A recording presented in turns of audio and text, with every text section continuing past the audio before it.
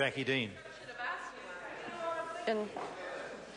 My question is to the Minister of Corrections and asks, what steps is the government taking to improve prisoner employment training in New Zealand prisons? The Honourable Anne Tolley.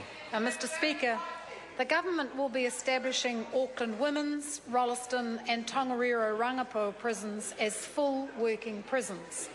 All prisoners at these prisons, 3 prisons, will be engaged in a structured 40-hour week of employment and rehabilitation activities.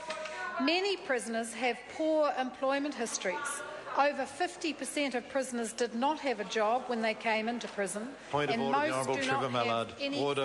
Point of order has been called. Mr Speaker, I hate to do this on your last question, but I think I don't know if it's the ambient noise in the chamber or whether something's happened with the volume. I think we're not getting over here.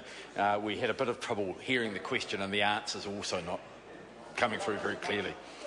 Could I ask the Minister maybe just to speak a little closer to the microphone if it's difficult to hear? Do you want me to start again? No, I wouldn't ask the Minister to start again. Please, if you could just finish your answer. Mr Speaker. Order. Order.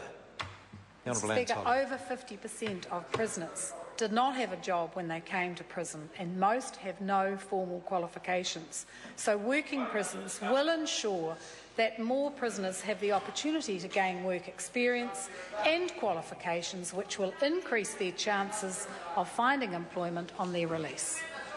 Jacqui Dean. Supplementary to the Minister, why is employment training important in rehabilitating prisoners? The Honourable Anne Tolley. Mr Speaker, prisoner employment has been shown to have a significant impact on reoffending rates.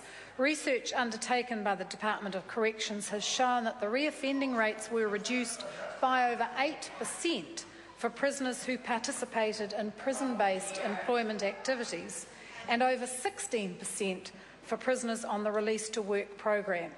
And international studies have shown that having a job after release is a critical element to lead someone away from a life of crime. That's why this government is committed to increasing that employment and skills training for prisoners significantly over the next 5 years as part of its program to reduce reoffending by 25%.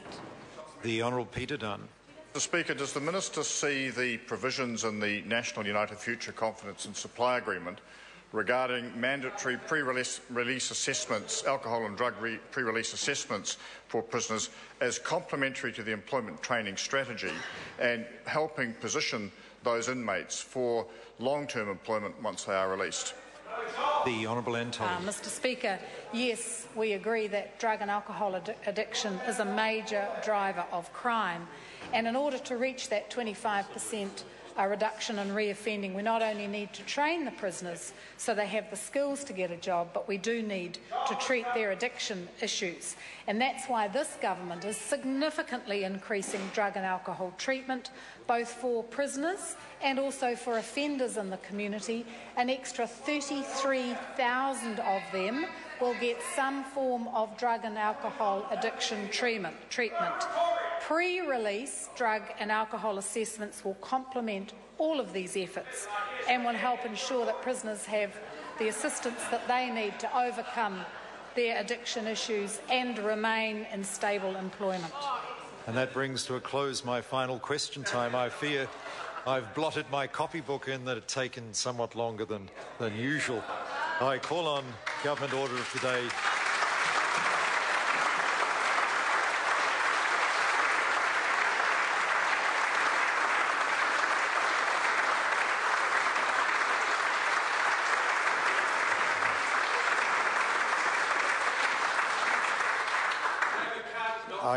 I call on Government Orders of the Day.